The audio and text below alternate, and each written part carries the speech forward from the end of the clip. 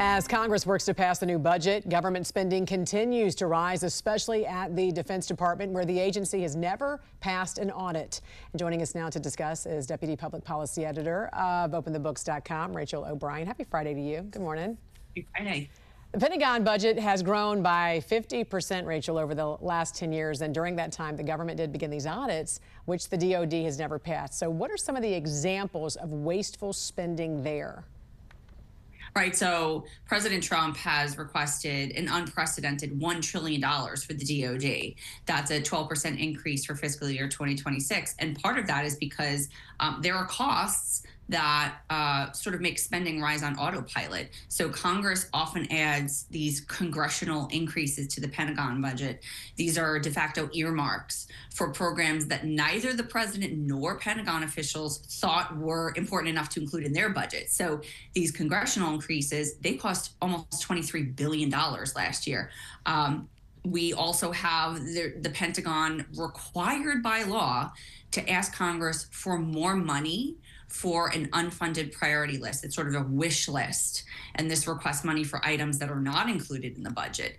And this became federal law in 2017, but it's been done since the 1990s. Yeah. And these cost billions of dollars, tens of billions of dollars a year. So these are silly things that are included in the budget every year. Some of those silly things, what are some of the wish list examples?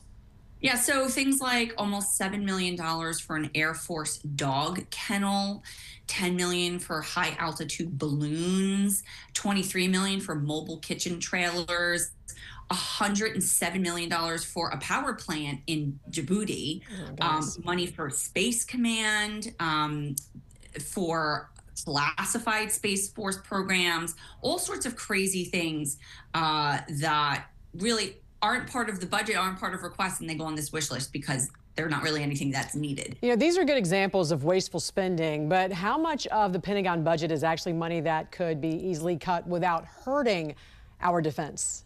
Yeah, so this increasing DOD budget, people who are, especially on the right, are always asking for increased defense spending. This spending does not mean that the military is getting stronger or better at equipping its fighters. It just means that there's more bureaucracy to feed, and we see that in the numbers. So in 2000, the DOD spent about $150 billion on active personnel, adjusted for inflation. So since then, that number has grown to only $166 billion in 2024. So it's only slightly increased, meaning the active personnel are not the people that are taking up the budget. Most of the budget is eaten up by operations and maintenance.